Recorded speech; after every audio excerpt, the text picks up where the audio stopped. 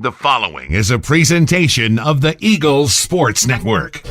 This is the Eagles Sports Network. I'm the voice of the Eagles, Adam Cavalier, alongside Carson-Newman head men's basketball coach Chuck Benson. Chuck, it's South Atlantic Conference tournament time. And what an opportunity. Go on the road to face the top seed and the top 10 team in the Queens Royals. What's it take as you start season number 3 to do something shocking in the postseason?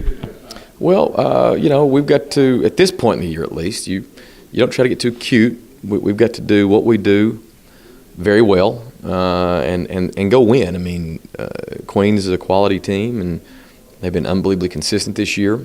They're not going to just lay down for you and give you a win.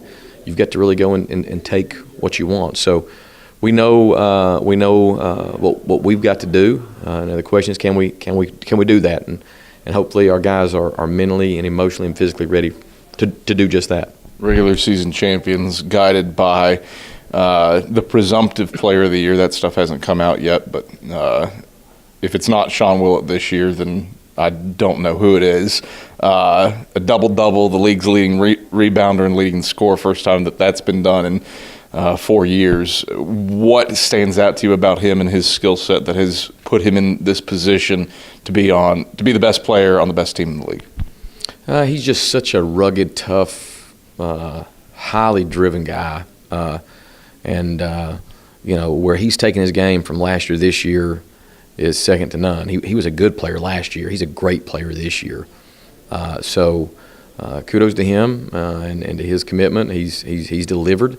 Now he gets a chance to see if he can do that in postseason when it counts most. Break down the road trip. Atypical. Normally you're leaving early Saturday morning for a game like this, and instead now it's a mid-afternoon departure. How can that affect things, and how do you prevent it from letting it affect things? It doesn't affect anything. We've got a number of different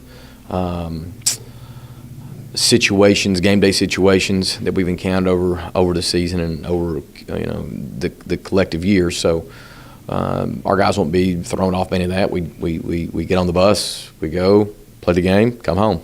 It's just pretty much black and white. Really like making things simple, and that's appreciated. Something that's also been simple, Malik Abraham's shooting ability. He takes shots, he makes shots of late, and coming off of a 7-14 effort against Newberry in the regular season finale. Just 2 more threes, and he passes Charles Clark for second on the all-time list. Here in the latter stages of his senior year, what has he and that shooting ability meant to this program over the last 3 years? Well, I mean, he's arguably one of the greatest shooters to ever play here, collectively and definitely in the Division II era. And obviously, we hope we can continue to play long enough, and he's able to play long enough to continue to write his name in the record books. If